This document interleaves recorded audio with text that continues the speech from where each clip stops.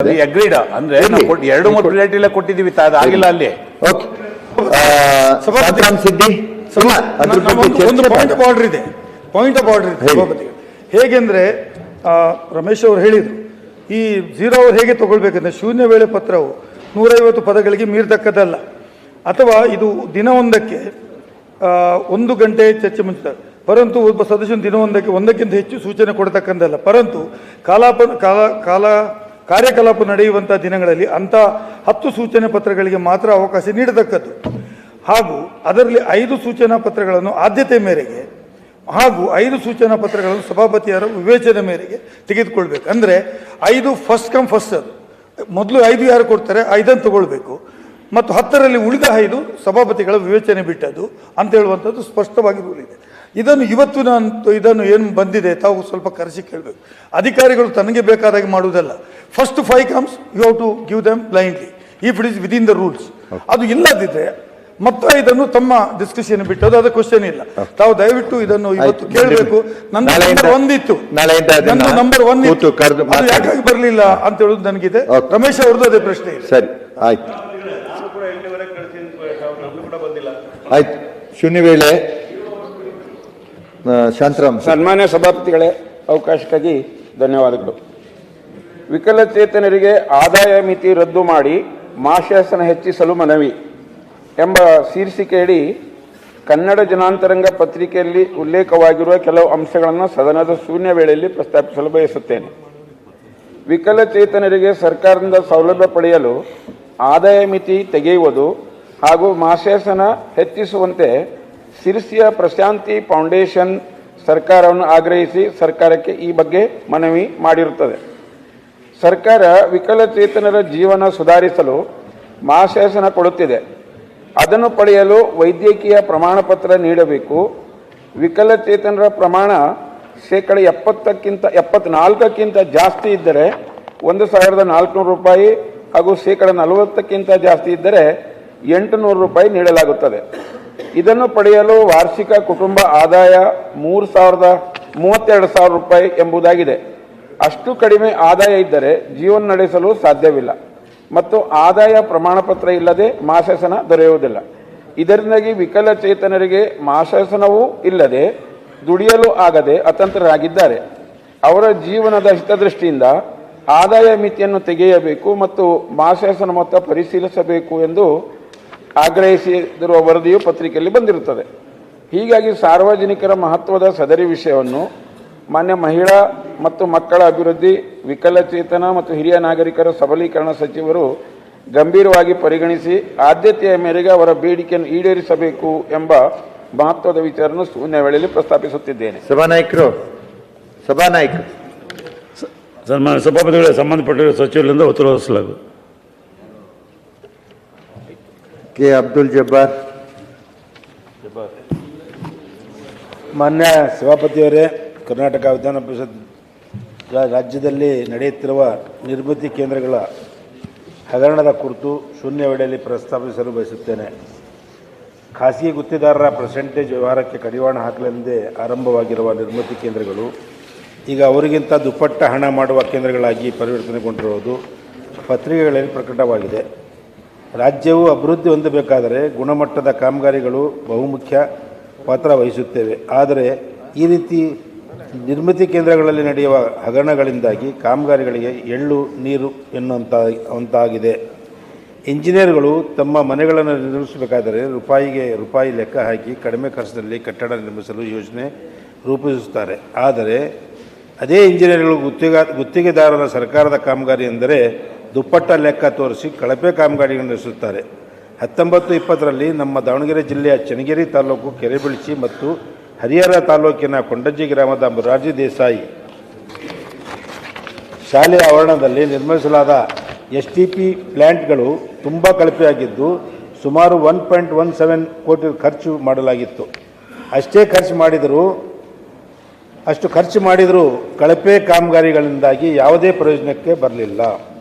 ಇದೇ ರೀತಿ ದಾವಣಗೆರೆ ಸರ್ಕಾರಿ ITI ಕಾಲೇಜು ಕಳಪೆ ಕಟ್ಟಡ, ನ್ಯಾಮತಿ, ಮೈಕೊಂಡ ಹೀಗೆ ಹಲವಾರು ಕಡೆಗಳಲ್ಲಿ ನಿರ್ಮಿತಿ ಕೇಂದ್ರಗಳು ಹಗರಣಗಳು ಸರಮಾಲೆಯಾಗುತ್ತಿವೆ.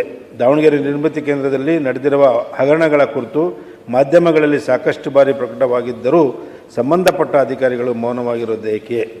ನಿರ್ಮಿತಿ ಕೇಂದ್ರಕ್ಕೆ ಜಿಲ್ಲಾಧಿಕಾರಿಗಳು ಅಧ್ಯಕ್ಷರಾಗಿದ್ದಾರೆ, ಜಿಲ್ಲಾ ಪಂಚಾಯಿತಿ ಸಿಇಒ ಕಾರ್ಯಾಧ್ಯಕ್ಷರಾಗಿರುತ್ತಾರೆ. ನಿರ್ಮಿತಿ ಕೇಂದ್ರಕ್ಕೆ ಸಂಬಂಧಿಸಿದ ಎಲ್ಲ ಕಾಮಗಾರಿಗಳು ಅನುದಾನಗಳು ಇವರುಗಳ ಗಮನಕ್ಕೆ ಬಾರದೇ ನಡೆಯುತ್ತಿದೆಯೇ ಎಂಬುದು ಪ್ರಶ್ನೆಯಾಗಿದೆ. ಹಾಗೂ ಇವರುಗಳ ಮೌನ ಸಂಶಯಕ್ಕೆ ಎಡೆ ಮಾಡಿಕೊಡುತ್ತದೆ. ಆದುದರಿಂದ ಸದರಿ ವಿಷಯದ ಕುರಿತು ತನಿಖೆ ನಡೆಸಿ ತಪ್ಪಿತರ ವಿರುದ್ಧ ಕಠಿಣ ಕ್ರಮ ಜರುಗಿಸುವಂತೆ ಹಾಗೂ ಮುಂದಿನ ದಿನಗಳಲ್ಲಿ ನಿರ್ಮಿತಿ ಕೇಂದ್ರಗಳಲ್ಲಿ ಹಗರಣಗಳು ನಡೆಯದಂತೆ ನಿಗಾ ವಹಿಸುವಂತೆ ತಮ್ಮ ಮೂಲಕ ಶೂನ್ಯ ವೇಳೆಯಲ್ಲಿ ಸರ್ಕಾರವನ್ನು ಒತ್ತಾಯಿಸುತ್ತೇನೆ. ಸಭಾನಾಯಕರೇ, ಚರ್ಚೆ ಇಲ್ಲ. ಇದೆ ಕೂತ್ಕೊಳ್ಳಿ. ಇದಕ್ಕೆ ಹೋಗ್ಬೇಕಲ್ಲಿ ಉಪೋಷಣ ಆರ್ಡರ್ ಪ್ರಕಾರ ಅವಕಾಶ ಕೊಡಿ ಸರ್. ಮುಂದೆ ಬರೋದು ಆದ್ಮೇಲೆ ಕೂತ್ಕೊಳ್ಳಿ. ಹೇಳಿ ಸರ್. T D Srinivas. ಸಭಾಪತಿಯವರು ಧನ್ಯವಾದಗಳು. ತಾವು ಟಿ ಡಿ ಅಂತ ಕರೀತೀರ, ನಾನು ತಾವು ಟಿ ಡಿ ಅಂತ ಕರೀತೀರ, ನಾನು ಡಿ ಟಿ ಶ್ರೀನಿವಾಸ್. ದಯವಿಟ್ಟು, ಯಾಕಂದರೆ ಬೆಳಗ್ಗೆನೂ ಟಿ ಡಿ ಶ್ರೀನಿವಾಸ್ ಅಂದರೆ ಇದರಲ್ಲಿ ಟಿ ಡಿ ಶ್ರೀನಿವಾಸ್ TDS ಅಂತಲೇ ಇದೆ. ಅದೇ ಹಾಗೆ ಹೋಗ್ತಾ ಇದ್ದೀನಿ. ಟಿ ಡಿ ಅಲ್ಲ, ಡಿ ಟಿ ಶ್ರೀನಿವಾಸ್, DTS. ಏನು? D T Srinivas. ಹಾ, DT ಶ್ರೀನಿವಾಸ್. ನೀವು ಟಿ ಡಿ ಶ್ರೀನಿವಾಸ್ ಅಂತ ಕರೀತಾ ಇದ್ದೀರಾ? ಹೌದಾ? ಇಲ್ಲಿ ಅನ್ಸುತ್ತೆ. ಆಯ್ತು ಬಿಡಿ, ಸರಿ ಮಾಡ್ಕೊಳ್ಳೋಣ. ಅವಕಾಶಕ್ಕಾಗಿ ಧನ್ಯವಾದಗಳು. ಶೂನ್ಯವೇಳೆಯಲ್ಲಿ ಪ್ರಸ್ತಾಪಿಸಲು ಅನುಮತಿ ನೀಡಿದ್ದಕ್ಕೆ ಧನ್ಯವಾದಗಳು. ಮೇಲ್ಕಂಡ ವಿಷಯಕ್ಕೆ ಸಂಬಂಧಿಸಿದಂತೆ ದಿನಾಂಕ 16/12/2025 ವಿಜಯ ಕರ್ನಾಟಕ ದಿನಪತ್ರಿಕೆಯಲ್ಲಿ ಚಳಿಗಾಲದಲ್ಲಿ ಮೇಷ್ಟ್ರಿಗೆ ಮೊಟ್ಟೆ ಬಿಸಿ ಎಂಬ ವಿಷಯ ಪ್ರಕಟವಾಗಿದ್ದು, ಪ್ರಾಥಮಿಕ ಮತ್ತು ಪ್ರೌಢಶಾಲಾ ಶಿಕ್ಷಕರಿಗೆ ಚಳಿಗಾಲದಲ್ಲಿ ಮೊಟ್ಟೆ ಬಿಸಿ ಜೇಬು ಸುಡುತ್ತಿದೆ.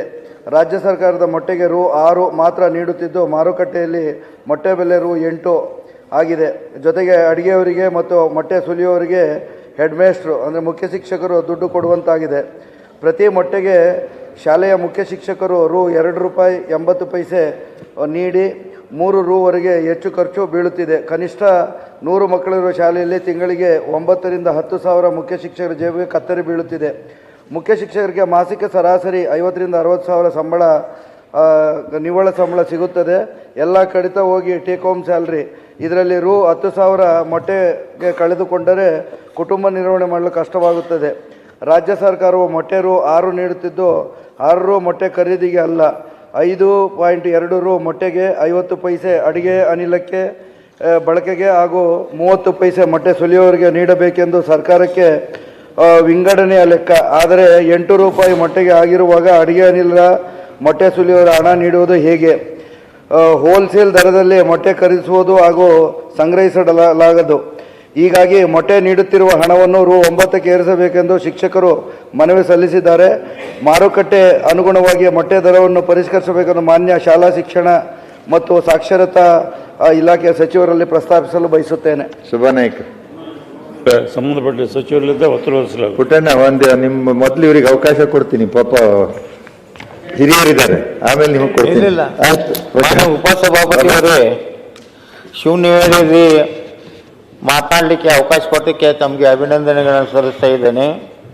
ರಾಜ್ಯದ ಅನುದಾನಿತ ಪ್ರಾಥಮಿಕ ಮತ್ತು ಪ್ರೌಢಶಾಲೆಗಳಲ್ಲಿ ಸೇವೆ ಸಲ್ಲಿಸುತ್ತಿರುವ ಅನೇಕ ಶಿಕ್ಷಕರಿಗೆ ಪಿಂಚಣಿ ಸೌಲಭ್ಯವಿಲ್ಲದೆ ಅವರು ನಿವೃತ್ತಿ ನಂತರದ ಜೀವನ ತುಂಬ ತೊಂದರೆಯಲ್ಲಿದ್ದು, ಯಾವುದೇ ಸರ್ಕಾರಿ ನೌಕರಿಗೆ ಕಡಿಮೆ ಇಲ್ಲದ ಶಾಲಾ ಮಕ್ಕಳ ಭವಿಷ್ಯ ರೂಪಿಸುವಲ್ಲಿ ಹಗಲಿರುಳು ಸೇವೆ ಸಲ್ಲಿಸುತ್ತಿರುವ ಈ ಶಿಕ್ಷಕರಿಗೆ ಪಿಂಚಣಿ ಸೌಲಭ್ಯ ಕಲ್ಪಿಸಿ ಅವರ ನೆಮ್ಮದಿಯ ನಿವೃತ್ತ ಜೀವನವನ್ನು ಸಾಗಿಸಲು ಅನುಕೂಲವಾಗುವಂತೆ ದಿನಾಂಕ 17/12/2025 ವಿಧಾನ ಪರಿಷತ್ತಿನ ಕಾರ್ಯಾಲಯದ ಶೂನ್ಯ ವೇಳೆಯಲ್ಲಿ ಪ್ರಸ್ತಾವ ಅನುಮೋದನೆಯನ್ನು ತಮ್ಮನ್ನು ಈ ಮೂಲಕ ಕೋರುತ್ತೇನೆ.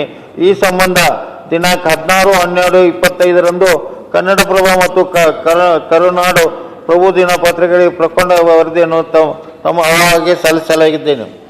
ಮಾನ್ಯ ಸಭಾಪತಿಗಳೇ, ಸಂಬಂಧಪಟ್ಟ ಸಚಿವರಿಂದ ಉತ್ತರ ಒದಗಿಸಲಾಗುವುದು. ಇವತ್ತಲ್ಲಿ ಶಿಕ್ಷಣ ಸಚಿವರ ಕಡೆಯಿಂದ ಉತ್ತರ ಕೊಡಿಸ್ಬೇಕು ಸರ್. ಅದು ಇವತ್ತೇ ಕೊಡಿಸ್ಬೇಕದು. ಯಾಕಂದ್ರೆ ಸುಮಾರಾಗಿ ಜನ ಇವತ್ತು ಉಪೋಷಣೆ ಕೂತಿದ್ದಾರೆ. ಅದಕ್ಕೆ ಅದನ್ನ ಉತ್ತರ ಇವತ್ತೇ ಕೊಡಿಸ್ಬೇಕು ಸರ್ ತಾವು. ಆಯ್ತು, ಕೊಡ್ಸೋಣ. ತುಂಬಾ ದಪ್ಪ ಇದ್ದೀರಾ? ಅದರಲ್ಲೂ ಯಾವುದೇ ಸೈಡ್ ಎಫೆಕ್ಟ್ ಇಂದ ಸಣ್ಣ ಆಗ್ಬೇಕಾ? ಎಷ್ಟೋ ಜನ ಹೇಳ್ತಾ ಇದ್ರಿ ಸರ್ ನಾನು ಜಿಮ್ಗೆ ಹೋಗ್ತಾ ಇದ್ದೀನಿ ಆದ್ರೂ ಸಣ್ಣ ಆಗ್ತಾ ಇಲ್ಲ ಸರ್, ವರ್ಕೌಟ್ ಮಾಡ್ತಾ ಇದ್ದೀನಿ ಆದ್ರೂ ಸಣ್ಣ ಆಗ್ತಾ ಇಲ್ಲ ಅಂತ ಹೇಳ್ತಾ ಇದ್ರಲ್ಲ. 100% ಯಾವ ಜಿಮ್ಗೂ ಹೋಗ್ದಂಗೆ ವರ್ಕೌಟು ಮಾಡ್ದಂಗೆ ನೀವು ಸಣ್ಣ ಆಗ್ಬೋದು. ಪ್ರತಿದಿನ ಬೆಳಿಗ್ಗೆ ಸಂಜೆ 2 ಟೈಮ್ ನಮ್ಮ ಜೀನಿ ಸ್ಲಿಮ್ನ ಯೂಸ್ ಮಾಡಿ ಯಾವುದೇ ಸೈಡ್ ಎಫೆಕ್ಟ್ ಇಲ್ದಂಗೆ ನೀವು ಸಣ್ಣ ಆಗ್ತೀರಾ. ಯಾಕೆಂದ್ರೆ ಜೀನಿ ಸ್ಲಿಮ್ಮು ಒಂದು ಉತ್ತಮ ಆಹಾರ.